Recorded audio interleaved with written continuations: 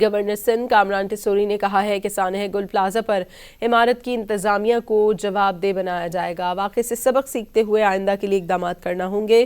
Governor نے گل plaza کی دکانیں صدر پارکنگ پلازا منتقل کرنے کی تجویز بھی دی۔